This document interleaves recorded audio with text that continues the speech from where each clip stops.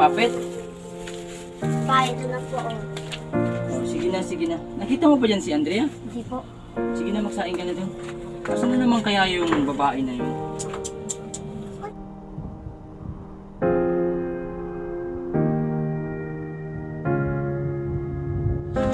Asan na naman kaya yung si Andrea at di makatulong sa atin? Oh, saan ka galing? Wala, sa labas. Oh, paghugasan mo na to at si kuya mo nagsisaing dun. Ayoko nga pa, si kuya na paugasin mo pa. Ikaw nga maghugas ito at si kuya mo nagsisaing ha. Ayoko nga pa. Kuya mo nga, may ginagawa pa. Tapos na pa ako. Oh, tapos na pala si kuya eh. Sana na maghugas. Ikaw, Dre, wala ka nang ginagawa. Ugasan mo to. Uy, ikaw, Drea, sumusobra ka na ha.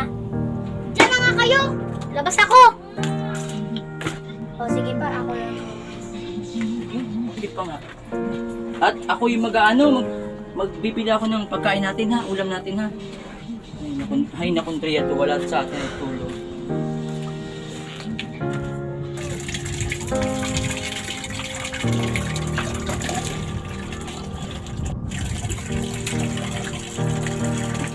Kuya, nasaan na ba si Papa? Nagbili ng pagkain natin.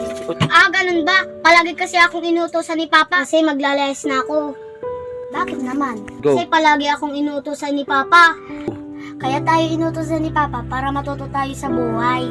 Ah, basta maglayas na ako.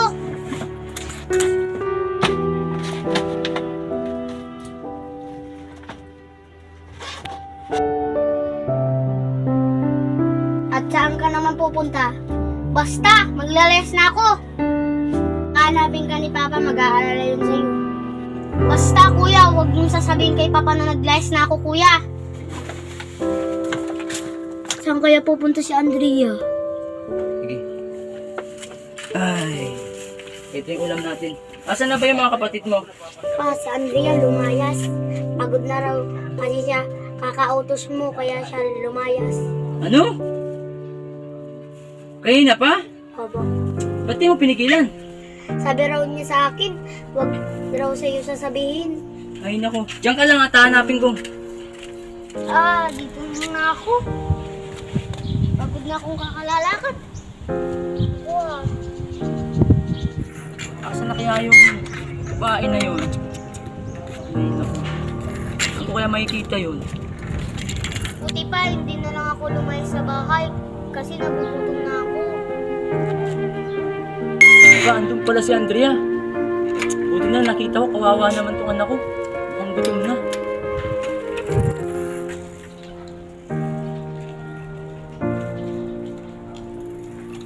Una, andito ka lang pala. Sino yung nagsabi sa'yo maglayas ka?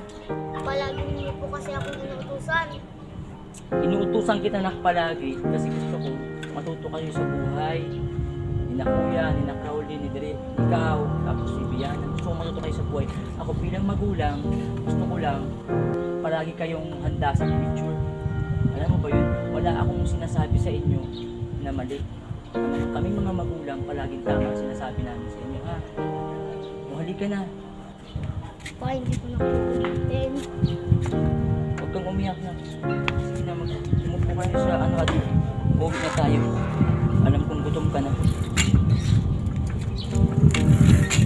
Sige na, pasok na dun. O, maupo ka na dyan. Akin yung bag mo. Kuya, luto na ba yung ano natin, sinaing? Di ba pa, paluto na yun? O, hintayin na lang yung sinaing at magkakain na tayo. Huwag nang ulitin yun, ha?